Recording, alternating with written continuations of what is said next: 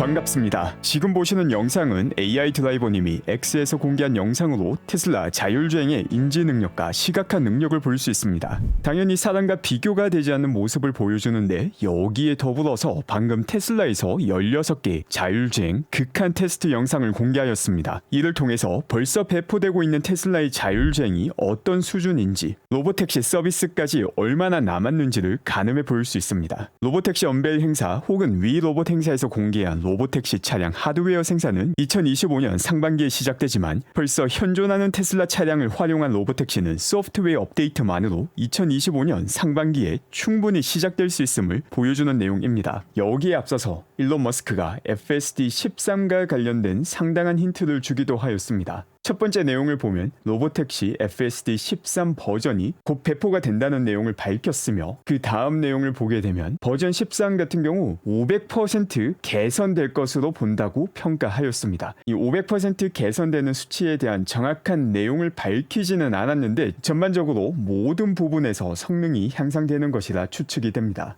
그리고 아쇼크 역시 상당히 많은 글을 남겼습니다. 방금 테슬라 AI 계정을 통해서 공개된 영상에 대해서 지금 보는 테스트 영상들 같은 경우 실제 테슬라를 사용하는 현실 세계 고객들이 제공해준 데이터를 바탕으로 만들어졌음을 밝힙니다. 랜덤하게 가상의 시나리오를 연출한 것이 아니라 실제 이런 문제점이 목격이 많이 되었기 때문에 문제가 될 수 있는 상황들만 골라서 FSD로 테스트를 진행한 것입니다. 실제 위험할 수도 있는 테스트를 진행해준 밸리데이션 팀에 감사를 전하기도 하였습니다. 또 동시에 이 테스트에 사용된 FSD 버전이 지금 미국에 많이 배포가 되어 있는 12.5.6.3이라고 밝히고 있습니다. 지금 확인할 이 16개의 영상만으로도 테슬라의 FSD가 얼마나 높은 수준인지 알 수 있는데, 일론 머스크 같은 경우 FSD 버전 13이 다시금 곧 배포가 될 것이라고 밝혔고 전반적으로 5배의 성능이 향상된다고 밝혔습니다. 로보택시의 시작 시점이 버전 13과 함께 올 수 있음을 강하게 시사하는 내용입니다. 그럼 테슬라가 공개한 내용들 하나하나 살펴보겠습니다. 일단 이 16가지 케이스 중에서 이 occluded라는 단어가 들어가 있으면 시야 확보가 되지 않은 상황에서 어떻게 반응하는지를 나타내는 것입니다. 첫 번째 영상입니다. 지금 보시면 앞에 차량이 주차가 되어 있기 때문에 시야가 확보되지 않은 상황에서 갑자기 후진을 하는 차량을 볼 수 있는데, 여기에 대해서도 아주 빠르게 반응하며 문제가 생기지 않는 걸 확인할 수 있습니다.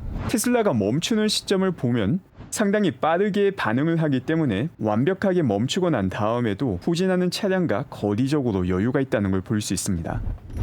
두 번째 상황입니다. 역시 시야각이 확보가 되지 않은 상황에서 다른 차량이 등장하는데, 이 역시 FSD만으로도 완벽하게 반응해서 사고를 미연에 방지하는 것을 볼 수 있습니다. 이 역시 외부 카메라를 통해서 확인하면 아주 빠르게 브레이크가 반응하였고 차량이 완전 멈추고 나서 진입하는 차량과의 거리적으로 여유가 있음을 볼 수 있습니다. 세 번째 케이스입니다. 이번 같은 경우는 상대적으로 시야가 먼저 확보가 되었기 때문에 훨씬 더 여유 있게 처리하는 모습을 볼 수 있습니다.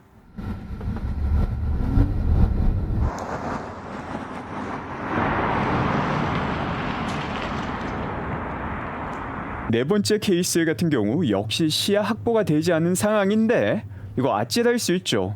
실제로는 이런 경우가 잘 일어나지 않지만 일어난다면 사고로 연결되기가 너무 좋은 케이스입니다. 그럼에도 불구하고 테슬라의 FSD는 즉각적으로 반응을 하여서 사람이라면 사고로 이어졌을 수도 있는 케이스를 안전하게 대처하는 모습입니다. 지금 보시는 이런 케이스 하나하나가 랜덤하게 만든 게 아니라 테슬라가 가지고 있는 수백만 대의 차량의 카메라를 통해서 가장 위험한 케이스들을 선정해서 여기에 대응하는 FSD 테스트 실험을 진행한 것입니다. 다섯 번째 실험입니다.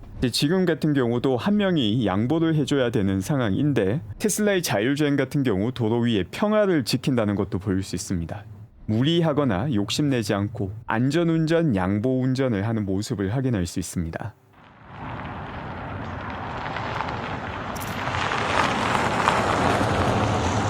여섯 번째 테스트입니다. 이 경우 상대방이 스탑 사인을 지키지 않고 멈춰야 되는데 멈추지 않고 그냥 오는 케이스입니다.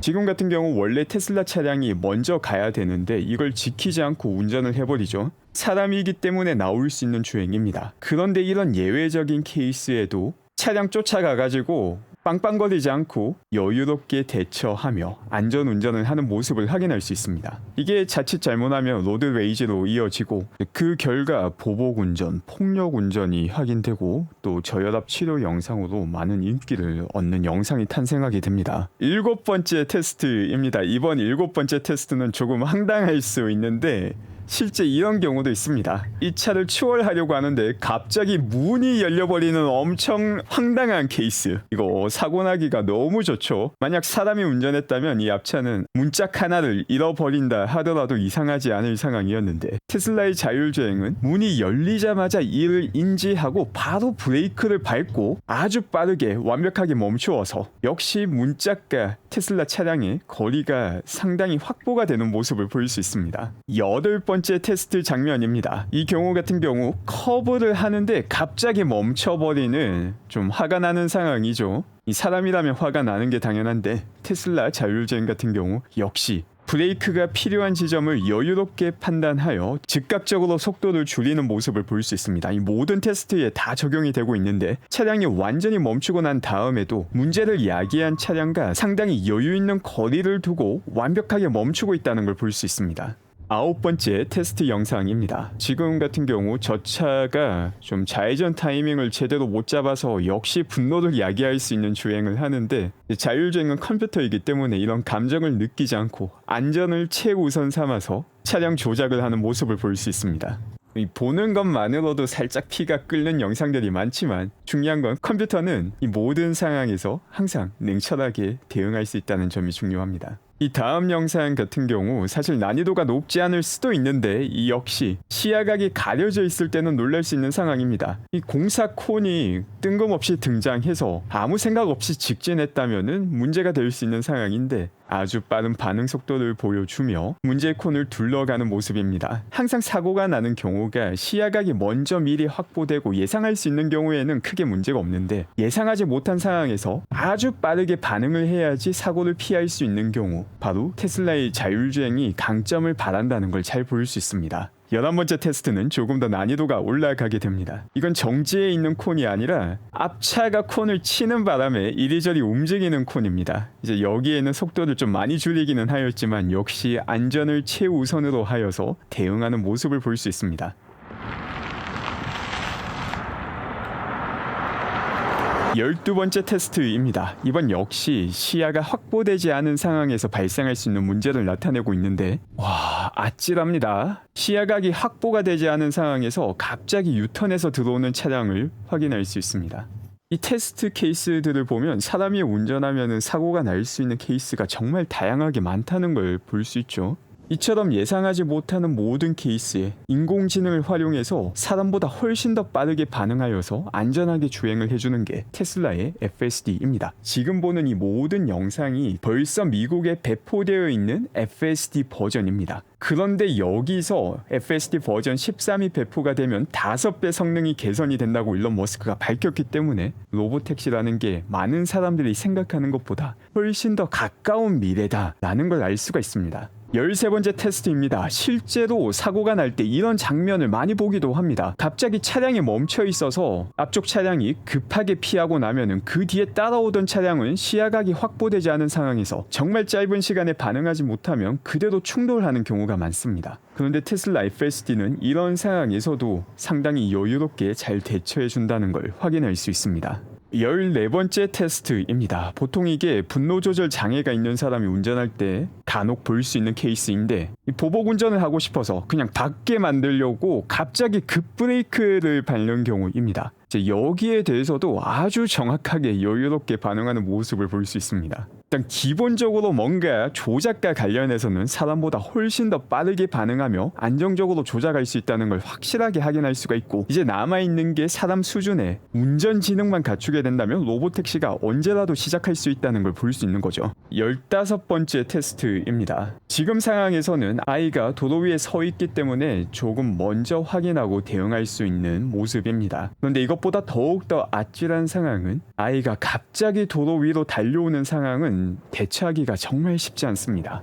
그리고 바로 그런 상황에 대한 테스트가 이 16번째 테스트입니다. 이렇게 아이들이나 동물들이 갑자기 도로를 건너는 상황에서도 테슬라가 잘 멈춰준다는 걸 볼 수 있습니다. 이 비슷한 케이스로 아이들이 교통사고에 정말 많이 나죠. 이런 경우에 역시 사람이 인지하고 브레이크를 밟는 것보다 컴퓨터를 통해서, 인공지능을 통해서 여기에 반응하게 된다면 훨씬 더 잘 대응하고 사고를 줄일 수 있다는 걸 볼 수 있습니다. 또 이 다양한 케이스에 대해서 아쇼크가 댓글을 남기기도 하였습니다. 앞서 살펴봤던 이 12번째 케이스, 갑작스럽게 유턴하는 차량이 들어오는 케이스인데 이처럼 빨리 반응하기 위해서는 지연 시간이 낮아야 되고 또 충분히 높은 지능을 가지고 있어서 어떤 조작을 해야 되는지 판단할 수 있어야지 가능한 것이다 라고 밝혔습니다. 이 지연 시간과 관련된 거는 하드웨어, 소프트웨어 모두 다 연관이 있는 것이고 높은 지능과 관련해서는 AI 성능과 연관이 있는 것이죠. 그리고 하드웨어, 소프트웨어, AI 모두 다 테슬라에서는 수직 통합이 되고 있다는 점이 엄청난 강점입니다.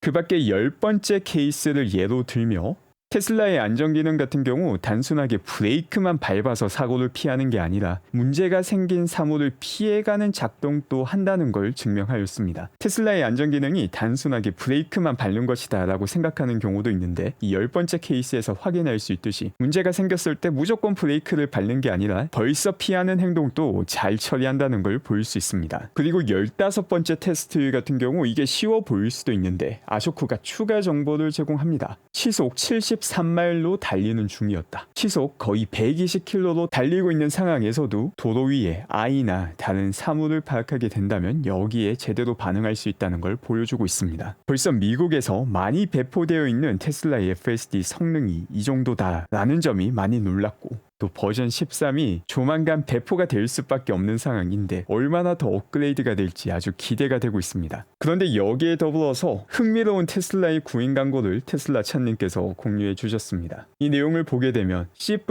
엔지니어와 원격 조정, 테슬라 봇, 그리고 로보택시와 관련된 구인 광고를 진행한다라는 내용을 볼 수 있습니다. 조금 더 자세한 직무 소개를 보게 되면 테슬라 AI팀의 원격 조정팀은 로보택시의 원격 제어와 휴머노이드 로봇의 원격 제어를 담당하게 된다고 밝히고 있습니다. 이 시점에서 원격 제어와 관련된 구인 광고를 낸다. 로보택시를 벌써 준비 중이다 라는 이야기이며 로보택시와 함께 휴머노이드 역시 빠르게 발전하고 있다는 걸 확인할 수 있습니다. 그리고 지난 영상에서 말씀드렸던 테슬라 장기 투자자 요건과 관련해서 댓글로 많은 문의를 주셔서 이번 방송에서 다시 정리하도록 하겠습니다. 이때 다루었던 테슬라 장기 투자자 조건 같은 경우 사이버 트럭 조기 인도를 받기 위해서 필요한 조건이었습니다. 미래에는 테슬라의 장기 투자자 요건이 바뀔 수도 있지만 하나의 참조 포인트로 사용할 수 있다는 점을 먼저 정리할 필요가 있습니다. 그리고 이 500주와 관련된 질문도 많이 주셨는데 이와 관련된 내용도 정리하도록 하겠습니다. 당시에 밝혔던 장기 투자자 조건을 보게 되면 3년 전에 테슬라 주식을 가지고 있어야 되며 3년 이후 시점을 기준으로 500주를 가지고 있어야 된다는 것입니다. 그러니까 테슬라에 투자한 지 3년이 지났고 그동안 꾸준하게 적립식으로 투자하며 500주를 달성하신 분들은 미래에 나오는 테슬라 장기 투자자 혜택도 그대로 다 누릴 수 있을 확률이 아주 높습니다. 그리고 한 가지 더 추가 조건이 있는데 3년 전에 보유하고 있던 테슬라 주식의 50% 이상은 보유하고 있어야 된다는 것입니다. 이 부분과 관련해서는 조금 해석의 여지가 있기는 한데 만약에 3년 전에 800주를 가지고 있었는데 지금 이 시점에서 500주를 가지고 있다. 800주의 50%가 되지 않는 것이죠. 그래서 500주 조건을 만족한다 하더라도 과거보다 가지고 있는 테슬라 수량이 50% 이하로 내려가면 장기 투자자 혜택을 받지 못한다라는 것도 명시가 되어 있습니다. 또 중간 지점에서 원래 보유하고 있던 테슬라 주식량의 50% 이하로 떨어지는 건 어떻게 되는가? 이와 관련해서는 좀 해석의 여지가 열려 있을 것 같습니다. 너무나 당연한 것이지만 테슬라 장기 투자자 혜택을 받기 위해서는 본주를 가지고 있어야 되며 이 본주는 거주하는 국가와 상관없이 한국에서 테슬라 투자를 하시는 분들 역시 다 포함이 됩니다. 오늘 제가 준비한 내용은 여기까지이며 오늘 또 함께 해주신 분들 감사드리며 즐거운 하루 되시기 바랍니다.